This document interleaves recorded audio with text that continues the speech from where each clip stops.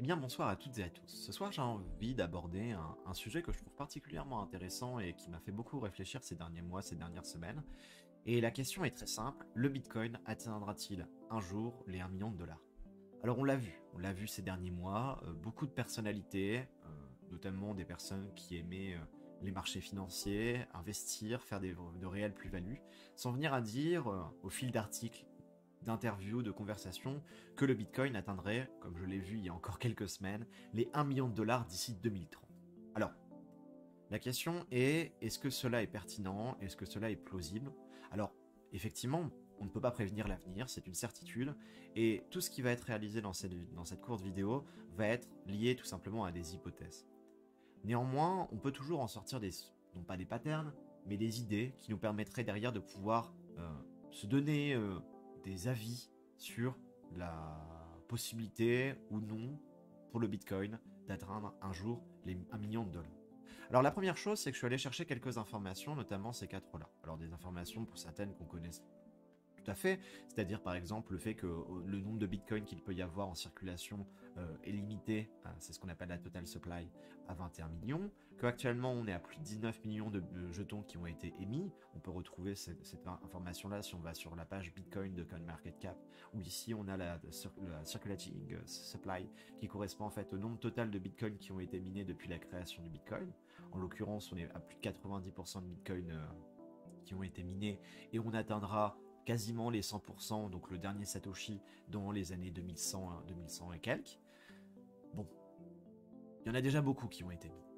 Et puis on pourrait calculer ce qu'on appelle la market cap. Alors juste en dessous ici, vous voyez que j'ai mis deux informations. J'ai mis le prix de l'ATH du Bitcoin, c'est-à-dire le prix maximal que le Bitcoin a pour l'instant atteint, ainsi que le prix actuel du Bitcoin. Alors vous observez que ces deux valeurs sont en petit b, c'est l'unité.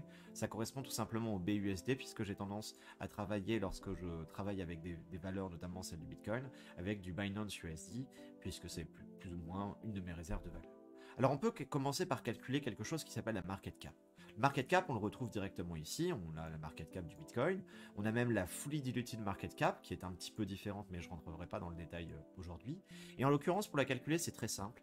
La market cap, c'est tout simplement, enfin le market cap d'ailleurs, c'est tout simplement si on décidait de vendre tous les bitcoins qui existaient pour l'instant au prix actuel, c'est-à-dire 7700, combien ça vaudrait?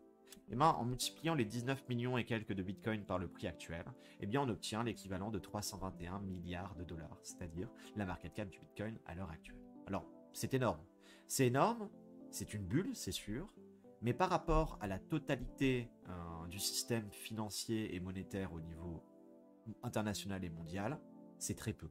C'est très peu pourquoi? Parce que la première chose qu'on pourrait se poser comme question, c'est qu'est-ce qu'il en est au niveau mondial, au niveau financier? Eh bien, un rapport, et j'ai mis des sources juste en dessous, de la CIA en 2017, alors il date un petit peu, c'est vrai, ça fait 5 ans, et donc du coup cette valeur, c'est une certitude bien augmentée, a statué le fait qu'il y avait près de 80 trillions de dollars présents dans le monde en 2017.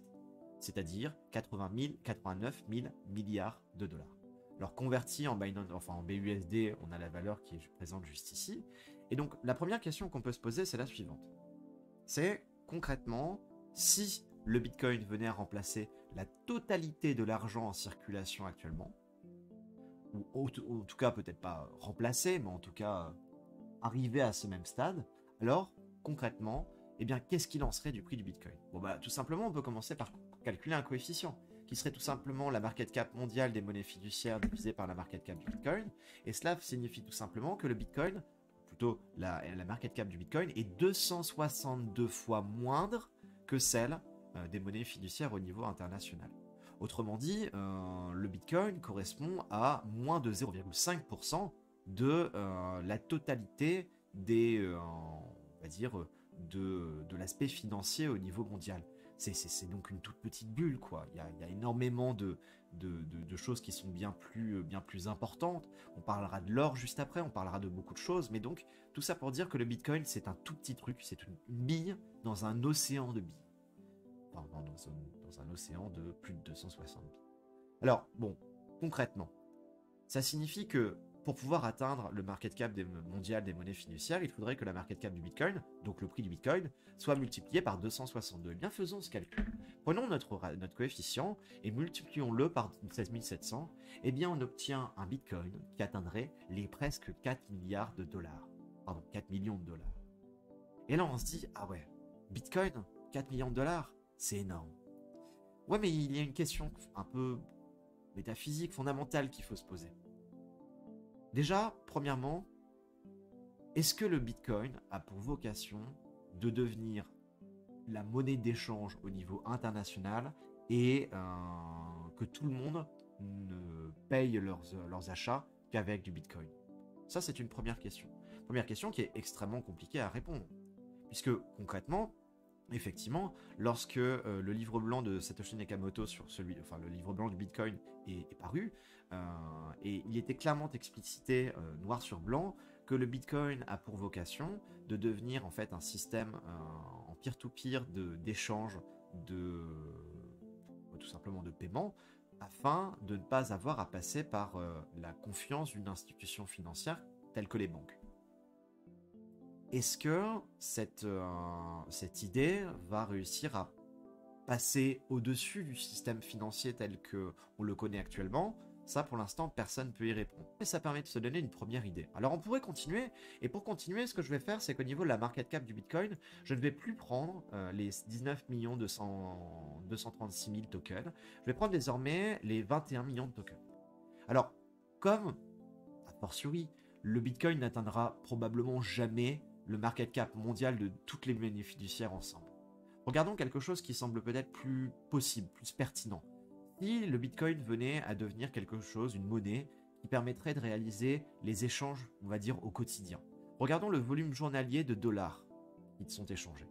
Alors, concrètement, on est notamment sur le Forex, donc on va dire sur les principaux marchés financiers, à 5 000 milliards de dollars échangés par jour, soit presque, allez, on est entre 5 et 6 000 milliards de BUSD échangés par jour. Bon, on pourrait faire le même calcul. On va donc désormais calculer le volume journalier de dollars échangés, en BUSD, divisé par la market cap du Bitcoin. Ce qu'on observe, c'est qu'on a maintenant un multiplicateur, un coefficient de 16, et on obtient un prix atteignable du Bitcoin de 267 000 dollars. Cette valeur, c'est une valeur qui semble correspondre beaucoup plus à quelque chose d'envisageable. Finalement, le prix d'ATH du Bitcoin était à 70 000, 267 000, on est à 4 fois plus, ce qui pourrait équivaloir à peut-être, on va dire 4 cycles, donc on va dire dans une vingtaine d'années, où le Bitcoin se sera démocratisé, ça ne semble pas choquant.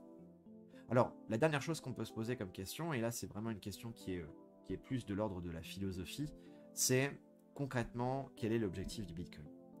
Alors, l'objectif du Bitcoin, à la base, je l'ai dit tout à l'heure, c'est de développer un système en peer-to-peer pour pouvoir effectuer des échanges entre deux personnes sans avoir à faire confiance à une entité tierce qui correspond en fait tout simplement dans le système financier actuel, les banques.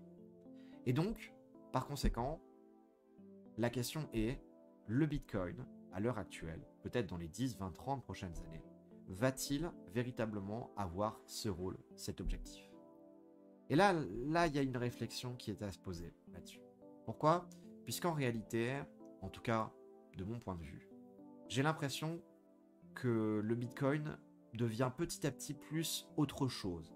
Alors, c'est vrai qu'effectivement, notamment dans des pays comme c'est le cas en Amérique du Sud, ou surtout en Afrique, le Bitcoin est véritablement un moyen de pouvoir payer. De pouvoir payer sans utiliser une monnaie nationale qui est corrompue, dont le cours de cette monnaie nationale peut être diminué par 2, 3, 4 ou 5 en l'espace de quelques semaines, comme c'est le cas dans certains pays d'Afrique centrale. C'est ce qui fait que là-bas, le Bitcoin se démocratise énormément et a beaucoup d'impact. Par conséquent, dans des pays qui sont en voie de développement et qui ne sont pas encore totalement ou pas industrialisés du tout. Mais dans les pays qui sont industrialisés, dans lesquels il y a des marchés financiers qui existent depuis des trentaines, des quarantaines d'années, le Bitcoin ne s'impose pas pour l'instant. C'est une certitude. Petit à petit, on est en train de se rendre compte qu'en réalité, le Bitcoin prend de plus en plus de place, que des banques sont petit à petit en train de venir à miner du Bitcoin, comme c'est le cas encore depuis un peu moins d'une semaine au Japon, avec la plus grande banque du Japon qui vient finalement à utiliser certaines énergies pour pouvoir miner du Bitcoin. Enfin bref, on est en train de se rendre compte qu'on est dans une situation où les choses sont en train de changer. Certes. Mais le Bitcoin va-t-il devenir, en tout cas il ne l'est visiblement pas encore au niveau mondial actuellement, un moyen pour pouvoir faire ses achats, aller acheter sa baguette de pain, acheter sa bière au jour le jour? Eh bien en réalité, mon avis personnel, mais il n'est pas encore totalement tranché, est que je préfère carrément conserver mes Satoshi plutôt que d'acheter une bière avec mes Bitcoins.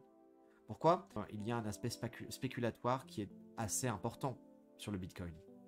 La majorité des personnes qui rentrent dans les crypto-monnaies sont des personnes qui rentrent peut-être dans l'objectif de se faire de l'argent. Et puis derrière, commencent à comprendre comment ça fonctionne, se rendent compte des innovations technologiques, et derrière, tombent amoureux de ce qu'est la blockchain, de ce qu'est le Bitcoin, de ce qu'est la technologie qu'il y a derrière.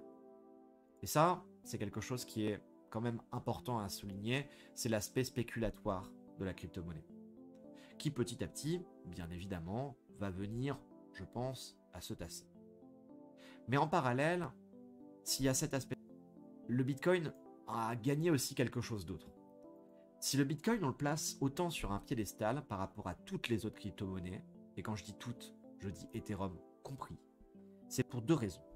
La première raison, c'est que le Bitcoin est, alors même si c'est vrai, ce n'est pas la première, mais on va dire que c'est la première grosse crypto-monnaie qui est venue à se développer. Et qui avait véritablement des fondamentaux et une philosophie qui lui était propre. Et également une technologie qui était tout simplement parfaite. Puisque à l'heure actuelle, le réseau Bitcoin n'est jamais tombé, n'a jamais été hacké, etc., etc. Et il a ce piédestal, ce petit truc en plus par rapport à toutes les autres crypto-monnaies, qui fait que le Bitcoin est devenu, au fil des années, une réserve. Et je pense qu'en réalité, la question qu'il faut se poser ne serait pas le Bitcoin un jour atteindra-t-il les 1 million de dollars, ou bien le Bitcoin va-t-il un jour devenir un système de paiement quotidien pour payer sa baguette, mais plutôt le Bitcoin va-t-il devenir ou non une réserve de valeur? À cette question, je pense qu'en réalité la réponse va devenir au fil des années, et je pense que c'est déjà en train d'arriver, oui. C'est ce qui fait notamment que énormément de grosses entreprises sont en train d'investir dans du Bitcoin. Alors, certes, pour l'aspect spéculatoire, mais je pense qu'il y a quelque chose derrière aussi. Alors par conséquent, on pourrait se dire, qu'est-ce qu'il y a de mieux comme réserve de valeur que l'or?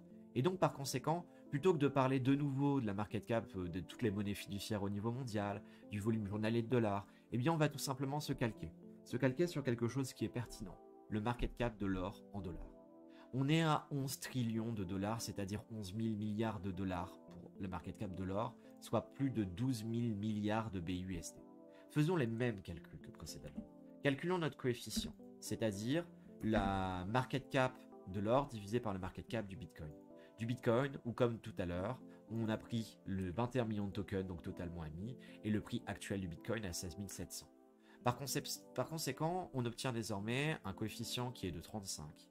Et pour un prix atteignable, je vais reprendre du coup le prix actuel du Bitcoin, on obtiendrait donc, si le Bitcoin devenait une réserve de valeur tout à fait similaire à l'or, un prix moyen atteignable du Bitcoin à 600 000 dollars.